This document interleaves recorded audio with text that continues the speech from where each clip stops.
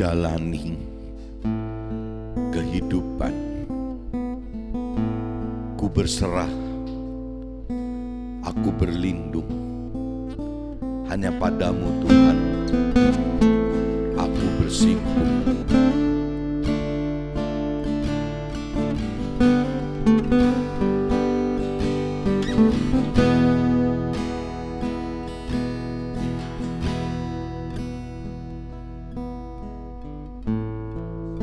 Di bawah langit biru,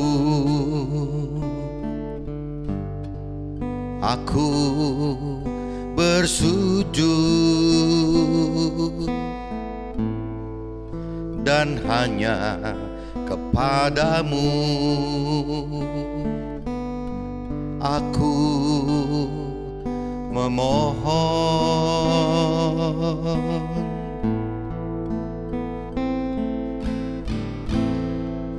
Di atas tanah ini aku berpijak jalani kehidupan dengan petunjuk-Mu.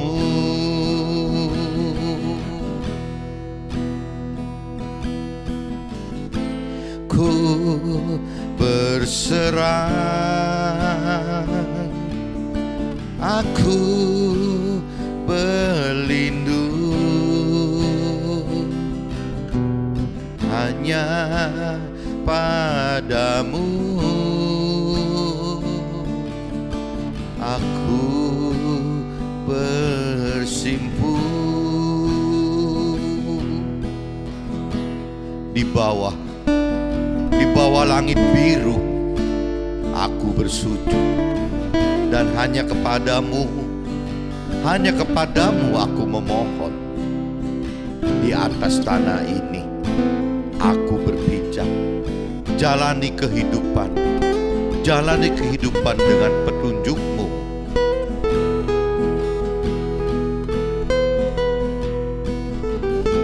Ku berserah, aku berlindung hanya padamu. Aku bersimpuh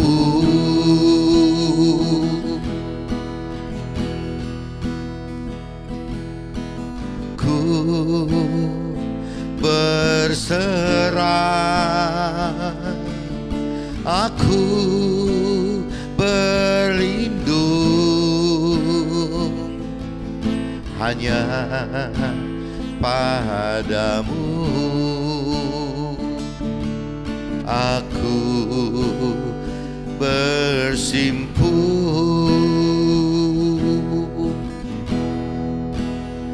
hanya padamu. Aku bersimpuh jalani kehidupan.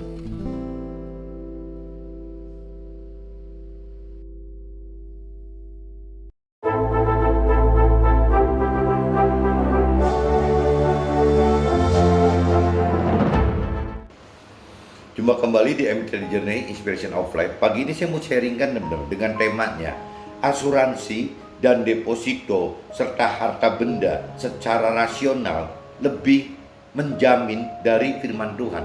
Ini coba saya ulang lagi teman, asuransi gitu, asuransi atau deposito atau harta benda secara rasional ya, lebih menjamin daripada firman Tuhan gitu.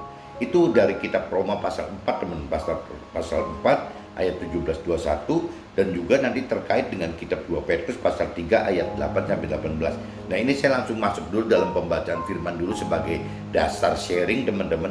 Nanti kita berlanjut masuk ke draft saya yang apa yang saya alami dalam pribadi kehidupan saya.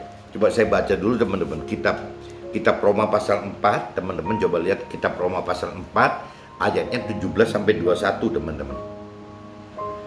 Seperti ada tertulis, engkau telah kutetapkan menjadi bapa banyak bangsa di hadapan Allah yang kepadanya ia percaya, yaitu Allah yang menghidupkan orang mati dan yang menjadikan dengan firman-Nya apa yang tidak ada menjadi ada. Ini cerita Abraham, teman-teman.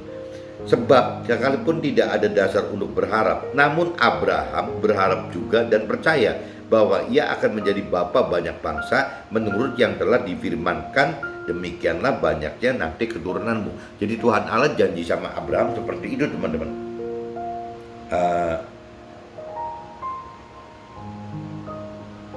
Imannya tidak menjadi lemah, walaupun ia mengetahui bahwa tubuhnya sudah sangat lemah karena usianya telah kira-kira 100 tahun dan bahwa rahim Sarah telah tertutup. Tetapi terhadap janji Allah, Abraham tidak bimbang karena ketidakpercayaan. Malah Abraham diperkuat dalam imannya dan ia memuliakan Allah dengan penuh keyakinan bahwa Allah berkuasa untuk melaksanakan apa yang ia telah janjikan. Nah, ini saya sudah bacakan, teman-teman, dari bahkan dari kitab ayat 17, teman-teman, saya sudah bacakan sampai 21 gitu. Nah, ini coba saya cross dengan 2 Petrus, teman-teman. Coba teman-teman cari kitab 2 Petrus pasal 3, teman-teman. 2 Petrus pasal 3 ayatnya mulai dari 8 sampai 18, teman-teman.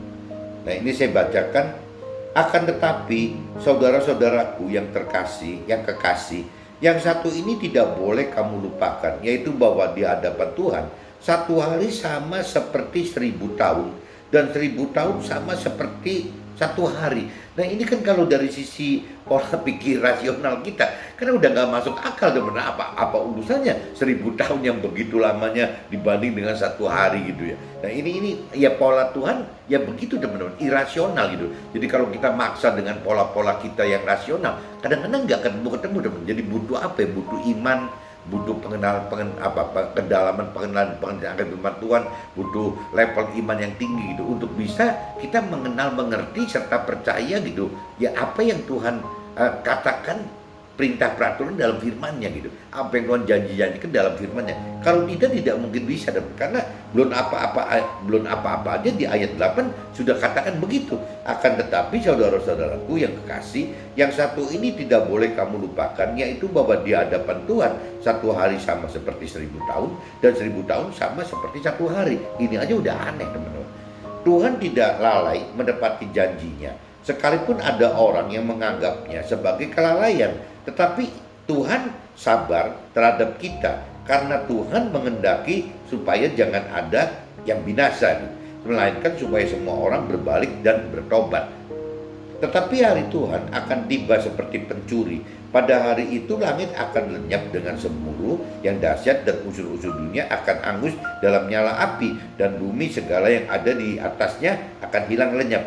Nah, ini kalau kita kaitkan ayat 8 dengan ayat 10, teman-teman. Nah, ini kan agak nyambung, teman-teman. Jadi maksudnya ya awas nanti hari Tuhan itu akan tiba seperti pencuri. Jadi maksudnya Tuhan dengan 1000 tahun sama aja sehari 1000 tahun itu yang kita sangka masih lama, tahu-tahu dalam waktu singkat terjadi. Yang kita sangka dalam waktu dekat tapi ternyata masih lama gitu. Nah, itu urusan dengan Tuhan itu seperti itu, teman-teman. Jadi mesti setiap saat kita siap gitu, siap untuk menghadapi apapun resikonya gitu.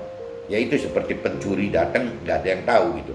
Jadi jika segala sesuatu ini akan hancur secara demikian, betapa suci dan salehnya kita harus hidup, yaitu kita yang menantikan dan mempercepat kedatangan hari Tuhan Allah. Pada hari itu langit akan binasa dalam api dan unsur-unsur dunia akan hancur karena nyalanya. Jadi kalau kita cerita mundur, teman-teman, di ayat 12 itu waktu zamannya Nabi Nuh, Tuhan itu menghabisi manusia dengan air bah, teman-teman. Tapi kalau kali ini Tuhan kalau datang kedua kalinya itu akan dihabiskan dari api gitu, dengan unsur-unsur api gitu. Tetapi sesuai dengan janjinya, janji Tuhan, kita menantikan langit yang baru dan bumi yang baru, di mana terdapat kebenaran. Langit, bumi, dan bumi baru itu cerita tentang akhirat, teman-teman. Dibicara di akhirat itu, nanti kita bicara tentang kebenaran, bagaimana hidup dengan benar.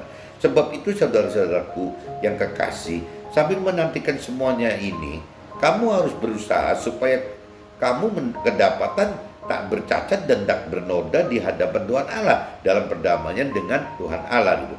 Anggaplah kesabaran Tuhan kita sebagai kesempatan bagi kita untuk memperoleh selamat, seperti juga Paulus saudara kita yang kekasih telah menulis kepada kita menurut hikmat yang dikaruniakan kepadanya gitu.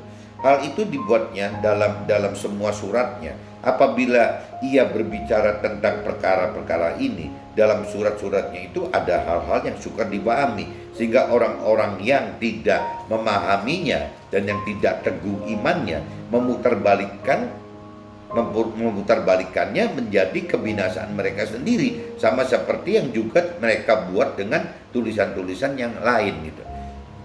Tetapi kamu saudara-saudaraku yang kekasih, tetapi kita saudara-saudaraku yang terkasih, kita telah mengetahui hal itu sebelumnya. Karena itu waspadalah supaya kita jangan terseret ke dalam kesesatan orang-orang tak mengenal hukum, dan jangan kehilangan pegangan kita yang teguh.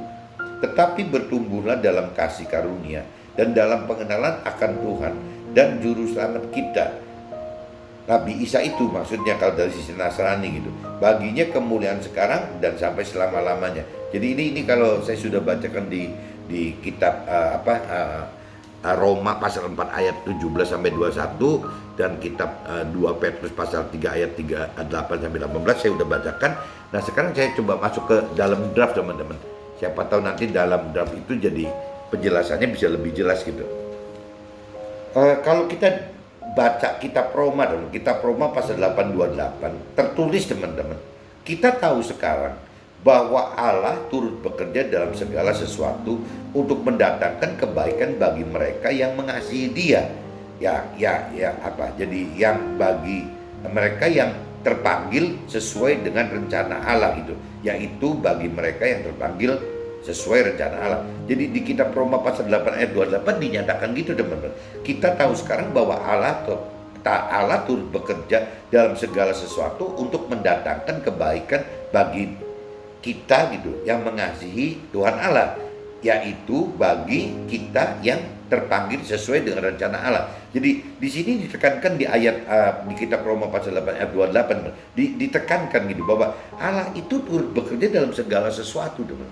Jadi Allah itu bekerja dalam segala hal dalam kehidupan kita gitu. Nah, ini yang teman-teman harus tahu gitu. Ya jangan sampai seolah-olah waktu kita bisa petak-petakan kapan seolah-olah Allah ikut bekerja gitu. Ya ikut berada dalam bekerja dengan kita. Ada juga momen-momen tertentu kita anggap Tuhan tidak ada gitu. Tapi di firman ini di kitab Roma pasal 8 ayat 28 dinyatakan ya bahwa Tuhan Allah itu turut bekerja dalam segala hal, dalam segala sesuatu, setiap saat, setiap waktu gitu. Nah, ini yang teman-teman mesti camkan, harus percaya bahwa Allah itu terus tahu terus teman-teman akan terus ada di dalam kita gitu. Nah, ini kembali lagi kalau orang yang belum mengenal atau tidak mengenal Tuhan, pribadi Tuhan dan firman Tuhan, kadang-kadang memang jadi susah berasumsi Tuhan itu sesuai dengan pikiran kehendaknya sendiri saja gitu, pikiran perasaan kehendak sendiri saja. Begitupun orang keyakinan teman-teman. Orang keyakinan itu adalah orang yang percaya Tuhan, orang yang sudah merasa mengenal firman Tuhan, tapi dalam realitanya ya tidak dengan dasar gitu, ya tidak dengan dasar bahwa Tuhan secara pribadi itu dikaitkan dengan firman Tuhan, ataupun perintah peraturan hidup kebenaran yang Tuhan maukan itu dikaitkan dengan firman Tuhan gitu. Jadi ya cuma dasarnya pakai jiwa sendiri aja, pikiran perasaan kehendaknya si manusia itu sendiri teman-teman. Nah, kalau udah bicara mengandalkan pikiran perasaan kehendak manusia sendiri, kadang-kadang timbulnya teman-teman ya akal sehat kan. Akal sehat itu ya berarti ya rasional dong.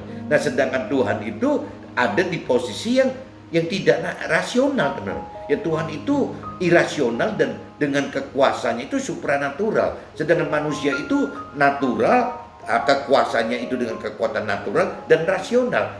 Nah, ini yang kadang-kadang nggak nyambung teman-teman. Jadi pola pikir kita sebagai manusia dengan pola pikir perasaan kehendak Tuhan itu nggak nyambung karena itu teman-teman. Jadi Tuhan menggunakan pola-pola irasional karena kuasanya supranatural, sedangkan kita manusia itu dengan pola-pola rasional karena kuasanya itu natural gitu. Jadi umum-umum saja.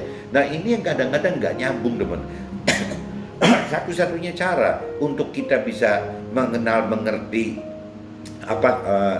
pola-pola irasional Tuhan gitu, pola-pola supranatural Tuhan. Satu-satunya kita mesti melakukan firman Tuhan, teman-teman, supaya kita mengalami beneran gak sih gitu apa yang dikatakan firman, apa yang diperintah peraturan firman, apa yang dijanjikan firman gitu, apa yang dirancang dan kehendaki oleh firman. Nah ini kalau kita tidak melakukan firman, akhirnya kita nggak dapat pengalaman Tuhan, teman-teman. Nah waktu kita tidak mengalami apa yang diperintah peraturan Tuhan, apa yang dijanjikan Tuhan, apa yang dirancang dan kehendaki, apa dirancang dan kehendaki Tuhan. Nah akhirnya timbul kan perbedaan antara si Tuhan dengan pola irasional, manusia dengan pola rasional, nggak nyambung teman. Si Tuhan dengan kekuatan supranatural, dengan kuasa supranatural, manusianya dengan kekuasaan kuasa yang natural. Nah ini nggak ketemu teman-teman. Ya jadi satu-satunya jalan kalau teman-teman mau percaya akan Tuhan Allah secara pribadi dan firman Tuhan Allah gitu, ya satu-satunya nggak ada cara lain, harus memiliki kedalaman pengenalan dan memiliki kemampuan untuk mengerti firman Tuhan dan memiliki kemampuan untuk melakukan firman Tuhan, sehingga kita manusia mengalami apa yang disebut irasional dan supranatural dari kuasa Tuhan tersebut, teman. Mudah-mudahan dengan saya coba jelaskan ini teman-teman mulai kebuka bahwa pola kita manusia dengan Tuhan itu beda di situ, teman-teman. Jadi kembali lagi, kalau manusia itu pasti pola pikirnya rasional dan dengan kuasa natural, tapi kalau Tuhan mudahnya begitu ya dengan pola pikir yang irasional, karena Tuhan dengan kuasa yang supranatural. Maksudnya gitu, teman-teman. Nah, Allah turut bekerja dalam segala sesuatu, dalam bentuk peristiwa dan kejadian serta permasalahan yang kita alami. Jadi kalau kita pengen tahu bahwa apa sih buktinya Tuhan itu ada gitu, ya karena balik lagi Tuhan itu bekerja tidak cuma bicara secara apa ya, jadi dibisikin atau misalnya gimana, bukan cuma begitu loh. Tuhan itu banyak bekerja untuk kita gitu, untuk memberi pernyataan ke kita bahwa Tuhan itu ada gitu. Ya itu biasanya lewat peristiwa-peristiwa, teman.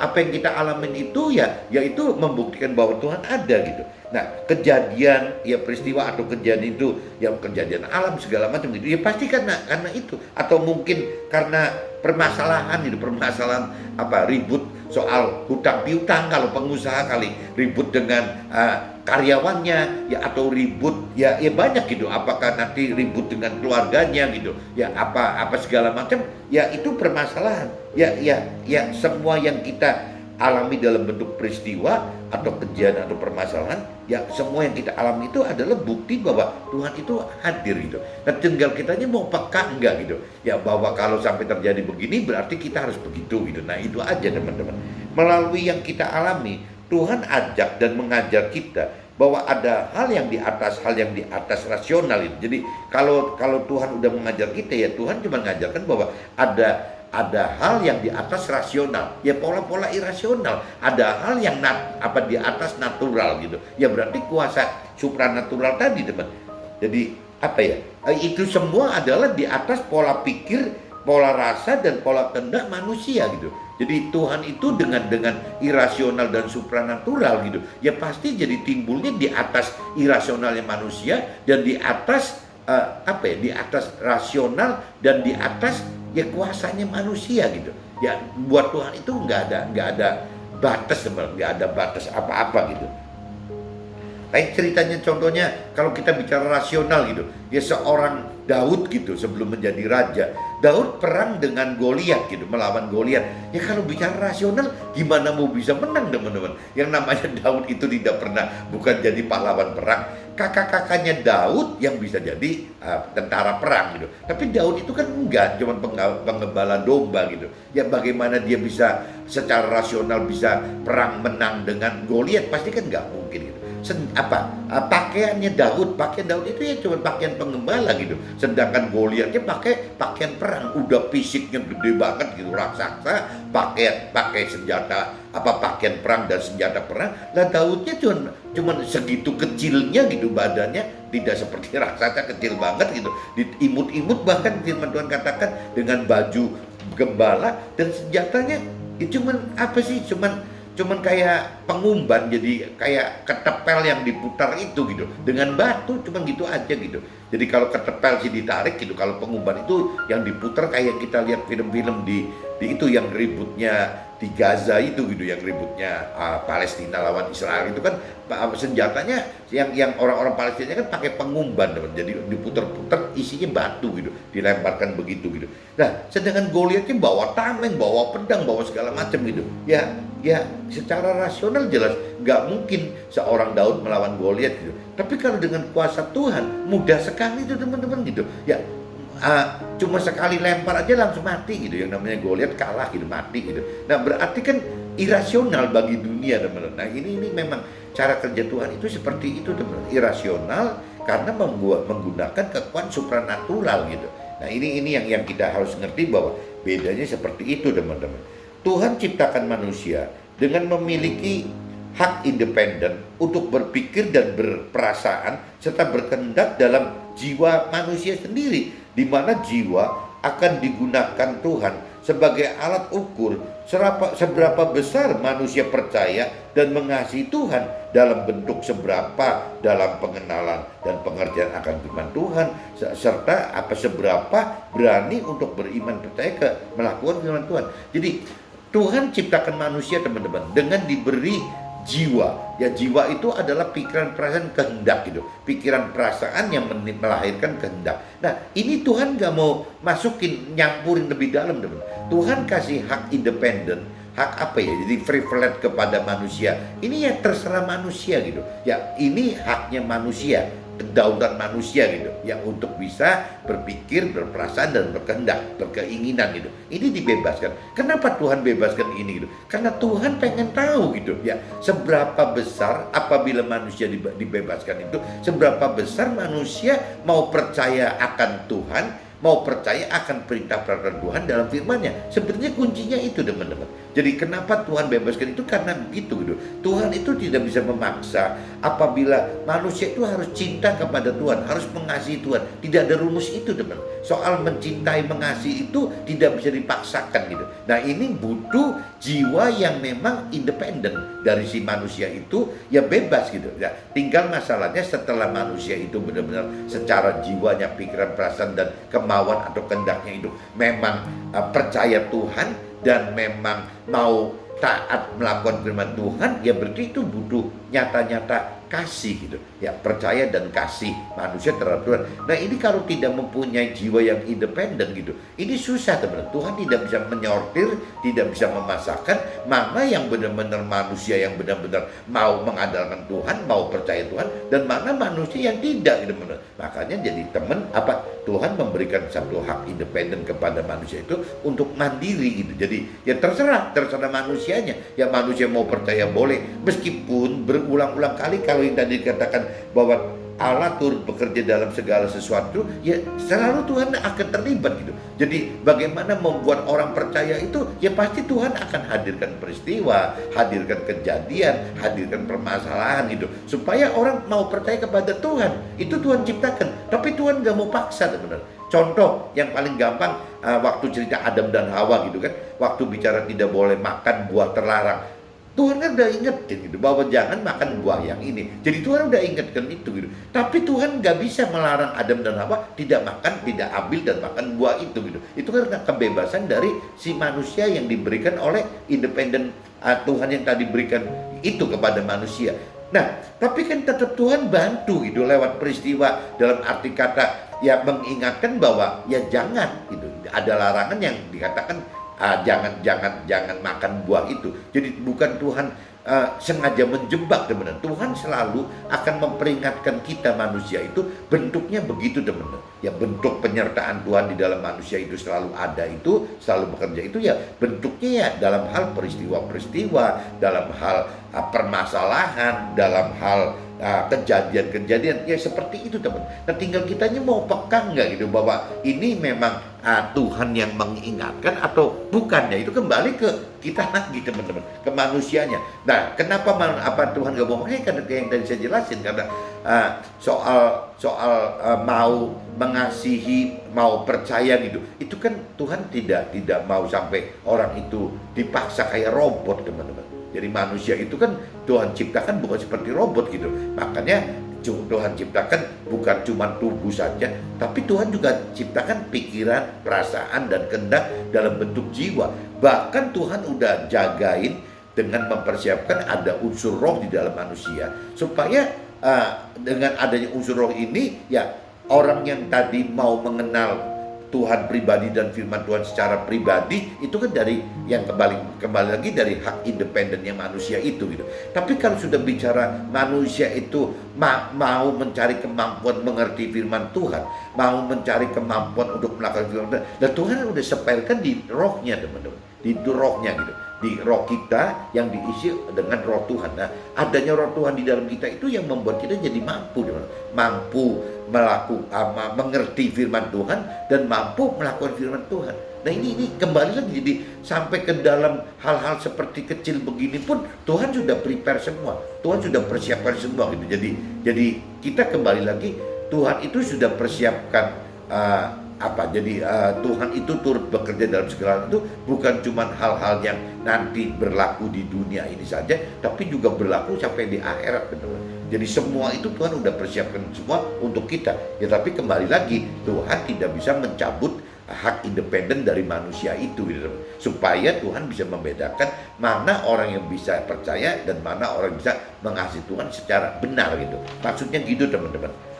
Parameter percaya dan mengasihi Tuhan secara nyata adalah pengenalan dan pengertian serta beriman antara jaminan hidup dari firman Tuhan yang hanya berupa janji-janji Tuhan, atau jaminan hidup dari dunia yang lebih nyata berupa lembaran kertas dengan label tertulis, ya misalnya asuransi gitu kan, ada deposito gitu kan, ada juga misalnya jadi sertifikat aset-aset gitu yang nyata, harta benda itu ada sertifikatnya. Nah itu kan jaminannya manusia di dunia kan itu teman-teman. Nah kalau kita compare lagi, banyak manusia yang tidak percaya dengan janji Tuhan karena tidak ada Tuhan, tidak tanda tangan di atas meterai gitu, di selembar kertas di atas meterai.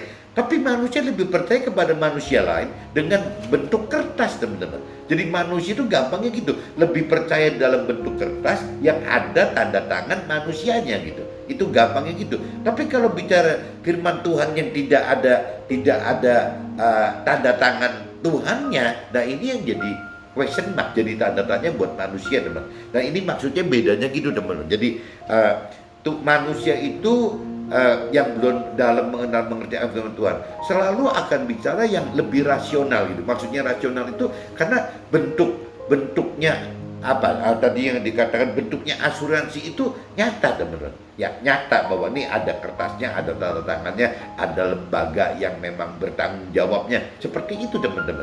Nah begitu pun juga yang deposito gitu. Itu nyata kan, bentuknya kan ada buku depositonya, ada bank tertentunya gitu. Itu nyata gitu, ada tanda tangan manusianya. Begitupun sertifikat teman-teman, satu gepok lembar kertas gitu yang isi sertifikat itu, sertifikat fixed asset atau sertifikat dalam bentuk lain gitu. Tapi tetap ada bentuk cap pemerintahnya, ada tanda tangan pejabatnya gitu. Nah itu manusia dunia percaya itu teman-teman, lebih percaya hal-hal seperti ini dibanding janji Tuhan gitu.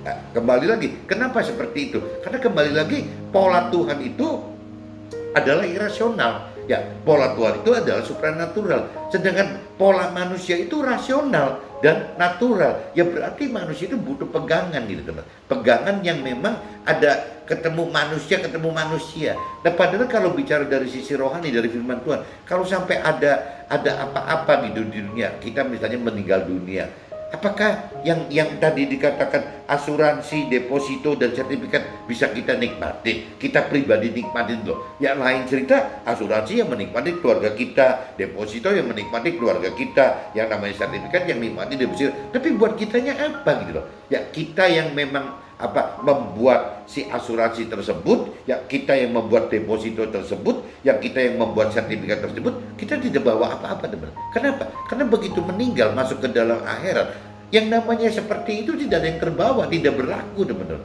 Ya di sana sama sekali tidak berlaku gitu. Nah nanti di sana akan ditanya gitu, apa yang dihasilkan, yang ditanam oleh kita sebelum kita meninggal loh. Di dunia ini apa? Dan kalau semua kita lapor ke Tuhan bahwa semua yang kita ceritakan itu kita sudah berbuat, kita sudah menanam ya ini. Tapi kalau yang ditanam itu semua hal duniawi, itu semua kan tidak bisa dibuktikan di akhirat, teman-teman. Akhirnya di akhirat tidak bisa ada ceritanya bahwa saya nanam ini, saya berbuat ini, berbuat itu gitu. Nggak ada ceritanya gitu. Karena tidak ada yang kategorinya akhirat gitu. Nah, ini yang kita mesti sadar bahwa kita mesti prepare apa yang diperbuat di dunia ini gitu. Ya kita harus berbuat bukan cuma total hanya untuk kebutuhan duniawi saja. Ya kita harus berbuat juga untuk yang kepentingan rohani. Kembali lagi itu kalau kita bisa percaya dan mengasihi Tuhan itu, teman-teman. Tapi kalau kita bicara pakai rasional lagi, ya ngapain gitu? Ya apa kita berbuat sesuatu seperti yang firman katakan, sedangkan tidak ada buktinya, tidak ada yang dipegang gitu.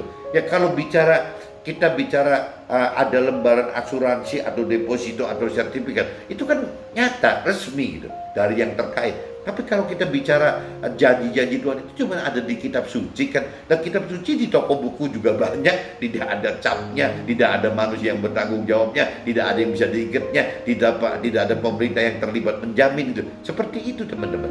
Ya itu kembali lagi ini kan jadi karena pola Tuhan itu irasional, ya tinggal masalahnya kita mau percaya akan Tuhan enggak, kita mau taat, mau mengasihi Tuhan enggak, tinggal itu aja, teman. Taruhannya gitu. Nah, cuman kalau kita bicara kembali rasional irasional dalam hal yang tadi gitu, seperti itu. Jadi di alam akhirat itu jelas tidak akan dipertanyakan hal duniawi, yang pasti akan ditanyakan apa yang diperbuat di dunia gitu ya untuk bekal di akhirat. Nah itu. Nah, kalau kita bicara kita pengen bagi dua gitu, dua-duanya kita lakukan. Kalau kita bicara kita rasional, kita kuat gitu, dan kita juga percaya Tuhan. Ya benernya kan Tuhan juga udah persiapkan bahwa ya Tuhan bukan berarti mati nggak ngasih solusi. Kalau menurut saya Tuhan itu bijak sekali memberikan satu pengertian. Contohnya di kitab Matius yang 6:33 itu buat saya itu adalah parameter akhirnya Tuhan gitu, bahwa Tuhan itu tidak melarang kok ya kita menikmati apa yang diperbuat di dunia ini, tapi Tuhan bilang coba prioritasnya itu carilah dahulu.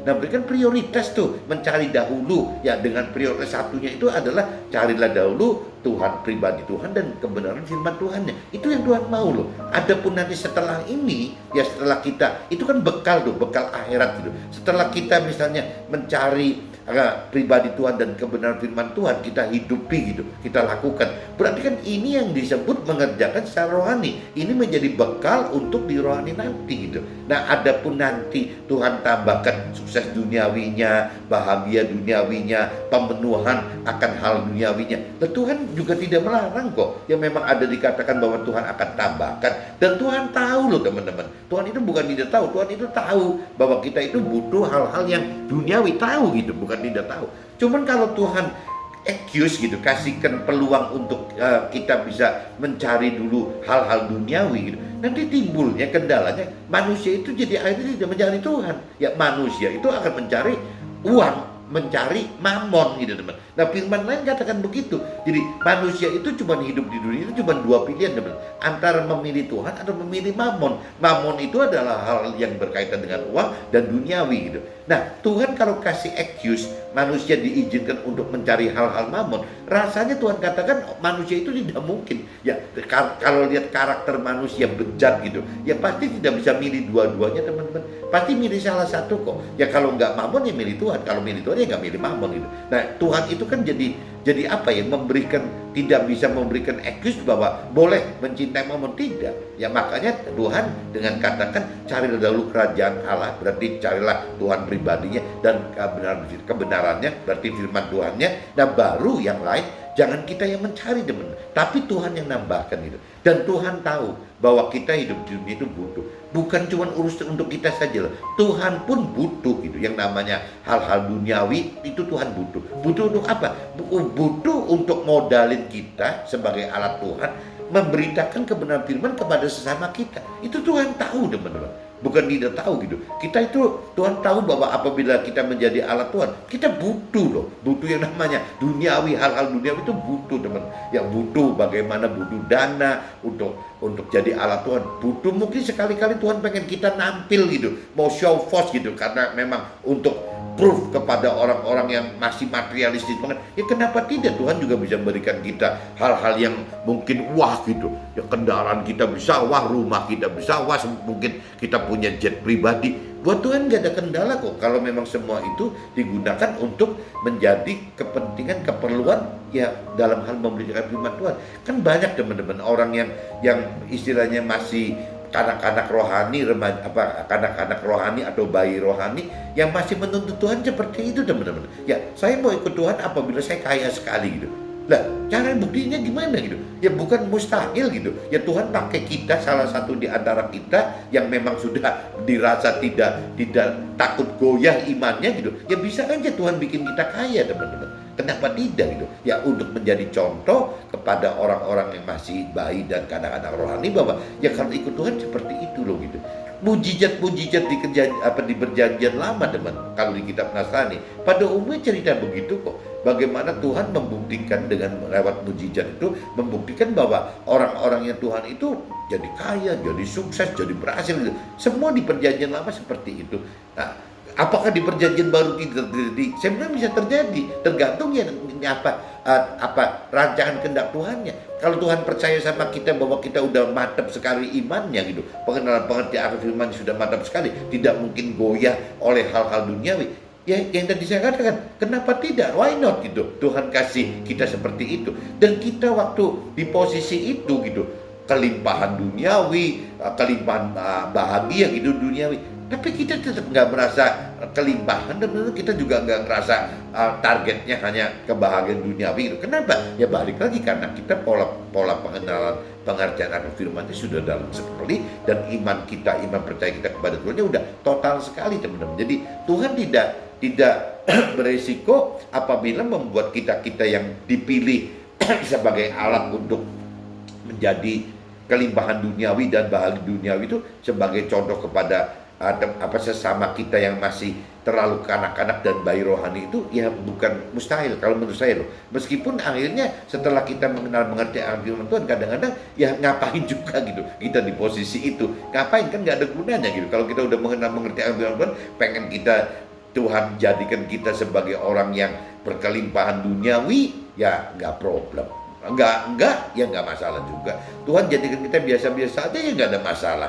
Tuhan jadikan kita hidup sederhana aja, ya nggak ada masalah gitu. Karena targetnya bukan di dunia lagi. Parameter kita adalah bagaimana mencari posisi di dalam akhirat, gitu, di dalam surga. Nah, yang itu kadang-kadang kalau orang sudah kedalaman pengertian firman-Nya sudah maksimal, akhirnya nanti yang diuber sama orang-orang yang sudah lebih mengerti firman Tuhan itu adalah ya bagaimana posisi di dalam surga itu tidak hanya sebagai masuk surga, tapi bagaimana menjadi timnya Tuhan untuk mengelola surga gitu, yang mengelola warga surga. Jadi target utama orang rohani itu teman-teman, bukan kembali lagi targetnya naik jet pribadi, targetnya punya villa di mana-mana gitu ya, targetnya harus naik mobilnya apa gitu, nggak pakai target itu teman-teman. Itu bukan targetnya Tuhan gitu. Jadi kalau manusia masih putar-putar ngeributinya seperti itu, ya memang ya kalau dari sisi rohani ya masih bayi rohani atau kanak-kanak rohani sekali teman-teman. Kalau yang sudah masuk ke kelas remaja atau dewasa rohani, rasanya sudah tidak seperti itu gitu.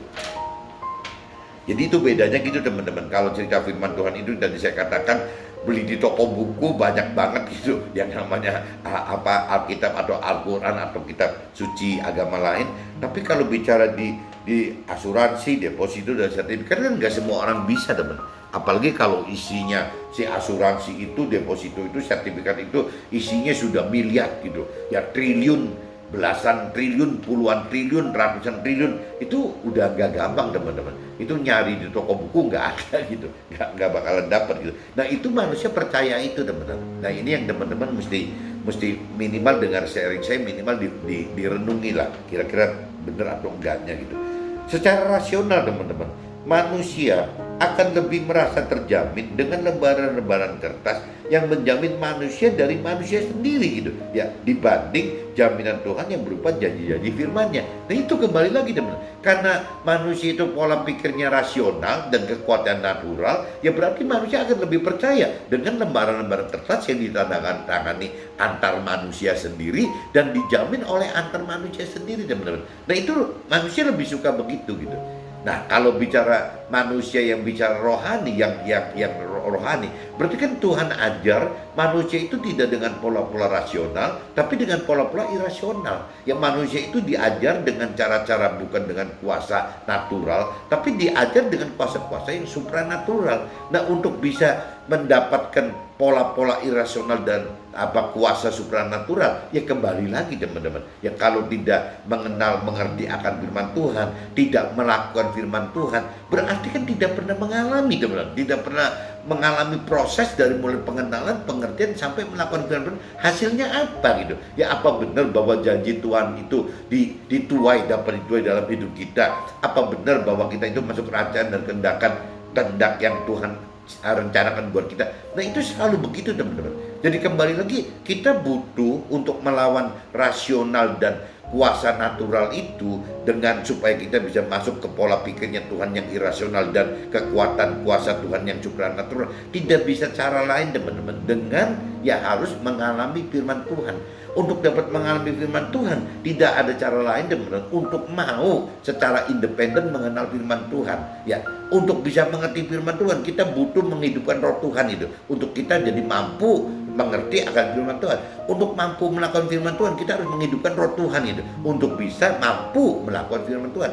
Nah, setelah kita mau mengenal firman Tuhan, kita mampu mengerti firman Tuhan, dan kita mampu melakukan firman Tuhan. Dari rentetan ini, tiga ini, pengenalan, pengertian, dan melakukan, ini timbul pengalaman teman. Ya kita mengalami itu. Nah waktu kita mengalami itu, akhirnya kita jadi percaya bahwa kuasa Tuhan itu bukan rasional tapi irasional. Ya kekuatan kuasa Tuhan itu bukan natural tapi supranatural. Nah ini baru kita akan kenali, mengerti, dan lakukan itu ya apabila kita mengalami ini teman-teman. Jadi kurang lebih seperti itu teman-teman. Kita harus bisa berani mengalami dulu, baru kita lepas dari jerat-jeratnya iblis ya, yang manusia itu diciptakan hanya dari sisi kekuatan duniawi aja, ya cuman dari sisi tubuh dan jiwa saja, bukan dari tubuh, jiwa, dan roh gitu ya. Iblis pengennya kita manusia itu terperangkap dengan pola pikir jiwa dan tubuh saja teman-teman. Nah kalau parameternya tubuh, jiwa, dan tubuh di parameternya adalah duniawi, berarti kan paling kan apa sih kesusahan duniawi, kebahan duniawi. Tapi kembali lagi, kalau kita percaya Tuhan, kita percaya firman Tuhan, kan duniawi kan akan ditinggalkan gitu. Nah ini yang konyol kan, saya juga nggak ngerti kenapa kok banyak orang yang berkeyakinan kok tidak berpikir seperti ini gitu. Tapi sebaliknya buat saya sendiri teman-teman, yang berpikir seperti itu juga nggak gampang teman-teman. Untuk melakukan firman, mengalami firman Tuhan itu nggak gampang gitu. Selalu ada ujian cobaan yang selalu bikin kita jadi lemah gitu. Ya itu karena kembali lagi Tuhan katakan bahwa ada unsur daging di dalam kita yang memang Tuhan nggak cabut gitu, supaya kita bisa terus lebih dalam mengerti firman Tuhan, lebih mampu untuk mengerti firman Tuhan, lebih mampu untuk melakukan firman Tuhan gitu. Ya Tuhan memang ciptakan daging di kita sampai kita meninggal itu tidak dibunuh karena untuk itu teman-teman. Lembaran kertas jaminan manusia hanya bersifat hanya di dunia fana yang sementara ini saja teman-teman. Jadi cerita sertifikat itu gitu, sertifikat asuransi tadi, atau deposito tadi, atau sertifikat harta benda kita tadi, kan bentuknya kan cuman berlaku di dunia ini saja teman-teman, nggak berlaku sampai di akhirat gitu. Berbeda dengan jaminan janji-janji firman yang bersifat di dunia dan akhirat yang kekal. Jadi kalau janji-janji Tuhan itu kan dua teman-teman, baik di akhirat maupun di dunia ini. Tapi banyak manusia, orang yang belum mengerti firman Tuhan secara dalam, dianggapnya ngapain sih kita bicaranya untuk kepentingan nanti aja, di akhirat lagi, urusannya setelah meninggal lagi. Nah, karena memang kembali kalau dasar kita hidup itu kan Tuhan ciptakan manusia itu kan sebagai manusia roh gitu. Ya, manusia roh itu kan hidupnya bukan di dunia teman-teman, adanya di akhirat gitu. Dengan pola pikir akhirat yang kekal, bukan dunia yang fana gitu. Nah, cuman tadi saya katakan gitu, ya Tuhan itu bukan tidak bijak, Tuhan itu sangat bijak dan sangat tahu gitu. Ya makanya Tuhan ciptakan seperti kitab Matius 6 ayat 33 tadi gitu, bahwa dinyatakan bahwa ya Tuhan pengen kita mencari dulu gitu ya kerajaan Allah dan kebenarannya, cari Tuhan pribadi Tuhan dan juga firman Tuhannya, supaya kita tidak terjerat dalam mamon gitu. Maksud Tuhan cuma itu aja gitu. Nah, kalau kita sudah tidak bisa terjerat dalam mamon, ya kenapa gitu? Kenapa Tuhan gak ngucurin masalah sukses duniawi dan bahagia duniawi? Rugi banget kan gitu. Nah, Tuhan cuma takut apabila kita belum siap, belum prepare well gitu, belum mempersiapkan diri kita dengan benar, dengan maksimal. Tuhan takut sekali jangan sampai Tuhan gujurin yang namanya kesuksesan duniawi, kebahagiaan duniawi, akhirnya kitanya kebacut, nggak mau ninggalkan teman-teman. Nah, ini yang Tuhan takut sekali gitu. Kenapa? Karena banyak cerita orang kaya itu suka masuk surga. Ada ceritanya kan begitu dong. Kenapa orang kaya suka masuk surga? Karena manusianya kembali lagi, jadi karena memang sudah merasa sukses di duniawi, timbul yang bukan kekuatannya irasional, pola pikir, perasaan, kehendaknya Tuhan, tapi yang timbul itu pola pikir rasional ya dari manusia itu sendiri gitu. Ya ini kan sudah aman gitu ya. Saya sudah sukses di duniawi, saya sudah bahagia di dunia, saya berarti ya sudah, ya saya rela ya untuk sampai berhenti hal-hal duniawi. Urusan akhirat ya saya tidak ngerti gitu. Nah, itu Tuhan kan nggak mau kita dilimpahi dengan berkat-berkat kesuksesan duniawi dan bahan duniawi itu, akhirnya kita terjerat sendiri ke dalam pola-pola seperti manusia orang kaya yang suka masuk surga itu. Yang Tuhan mau itu kan ya kita yang sudah matang teman-teman. Kalau kita sudah matang, ya parameternya kembali lagi kita sudah tidak menjadikan kesuksesan duniawi dan kebahagiaan duniawi itu adalah parameter hidup sukses gitu. Bukan itu. Yang kita sudah dewasa rohani ya akan dengan parameternya hidup yang benar itu adalah hidup yang berkeselamatan di akhirat nanti. Nah, waktu kita diberi kelimpahan sukses duniawi dan kebahagiaan duniawi, ya kalau kita sudah bicara kita sudah matang gitu dalam artian dewasa rohani dan juga sudah memang target utamanya adalah hidup di selamat di akhirat. Nah, kembali lagi coba teman-teman bisa bayangin, apa sih gunanya kekayaan kesuksesan duniawi dan kebahagiaan duniawi? Karena kita udah kebacut tahu, ya pasti itu hanya menjadi alat saja gitu. Jadi bisa saja buat kita sih naik mobil yang belasan miliar biasa-biasa aja gitu, nggak ada bedanya dengan naik misalnya mobil pick up gitu ya. Tapi buat manusia yang masih bayi rohani dan kanak-kanak rohani, jangan-jangan ya gara-gara kita naik mobil yang belasan miliar, ya mereka jadi tertarik ikut Tuhan. Ya paling bisa dijadikan alat seperti itu teman, alat promosi gitu, promosi sementara. Tapi kita yang sudah dewasa rohani, waktu kita naik mobil yang belasan miliar itu tidak berasa naik belasan miliar tuh, naik apa aja juga jadi gitu. Mau naik istilah travel juga nggak apa-apa gitu, ya nggak ada problem gitu. Nah, ini beda tingkat kedewasaan rohani ini teman-teman yang bisa membedakan. Setelah kita dewasa rohani, rasanya kehendak pikiran, perasaan, kehendak kita juga jadi bukan sudah bicara seperti orang manusia pada umumnya pengen mencari sukses duniawi dan bahagia duniawi. Udah bukan itu lagi teman-teman.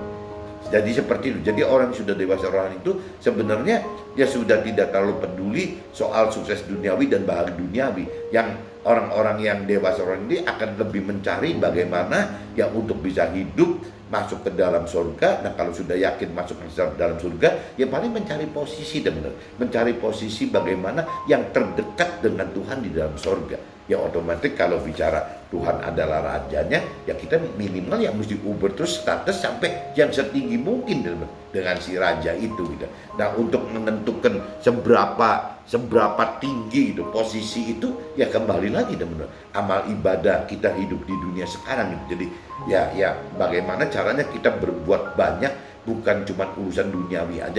Kalau bicara urusan duniawi itu kan bagaimana kita menjadi alat Tuhan, memberikan kebenaran firman Tuhan kepada sesama kita sebanyak mungkin gitu. Itu sebenarnya kalau yang kita mau lakukan itu gitu. Nah, itu ya itu tadi dibilang butuh kelimpahan ya untuk kebutuhan seperti itu gitu.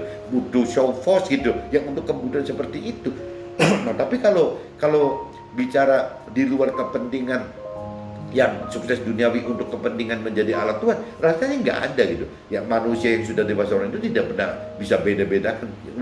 Udah mati rasa teman-teman. Ya naik mobil yang belasan miliar dengan yang miliar, dengan yang ratusan juta, dengan puluhan juta, atau naik travel udah gak ada bedanya. Makan di restoran yang nilainya sekali makan misalnya puluhan juta dengan yang jutaan, dengan ratusan ribu, dengan puluhan ribu, dengan yang hanya nasi kucing aja yang 3.000 gitu. Ya nggak ada bedanya gitu. Ya buat orang yang dewasa orangnya seperti itu. Begitupun tinggal di rumah yang ratusan miliar, puluhan miliar, belasan miliar, atau miliaran, atau ratusan juta juga tidak ada bedanya tuh. Begitupun tinggal di hotel gitu, akan polanya seperti itu. Jadi sudah seperti mati rasa duniawinya gitu teman. Nah itu ya mungkin baru disebut orang yang sudah matang, dewasa rohani. Dan orang-orang tipe ini kalau Tuhan dijadikan alat untuk promo gitu, promo Tuhan gitu, bahwa Tuhan itu bisa kaya, itu bisa-bisa saja karena memang sudah kuat sekali, dan orang tersebut sudah tidak bisa menikmati ini teman-teman, nggak bisa menikmati hal-hal seperti ini. Cuman mungkin orang-orang yang belum di dalam Tuhan yang akan menilai bahwa ini orang hebat banget loh, baik banget loh, orang itu sederhana banget begini, padahal sih mobilnya belasan miliar atau puluhan miliar, rumahnya berapa gini, ya paling begitu gitu. Tapi kita yang melakukan dewasa rohani itu tidak berasa apa-apa teman. Mudah-mudahan teman-teman bisa nangkep maksud saya teman-teman. Jadi intinya kita jangan sampai terjebak oleh karena kertas saja yang berbentuk asuransi atau deposito atau harta benda, kita bisa sampai rela-relanya, tega-teganya ya mengabaikan Tuhan gitu.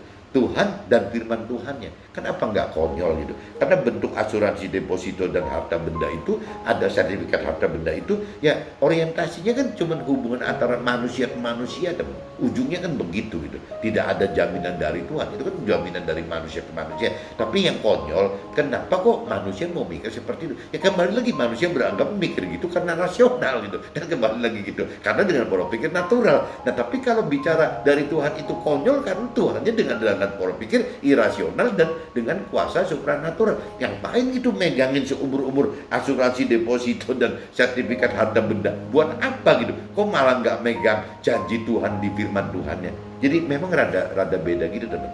Mudah-mudahan hari ini saya bisa pagi ini bisa lebih bisa menjadikan satu input buat teman-teman dan keluarga saya gitu. Yang jelas jadi teman-teman nggak usah takut ya, Allah itu turut bekerja dalam segala sesuatu. Ada di kitab Roma pasal 8:28 dalam bentuk yang tadi ya, banyak dijadikan peristiwa-peristiwa, bisa juga kejadian-kejadian, bisa juga dalam bentuk permasalahan. Oke teman-teman, see you, bye-bye.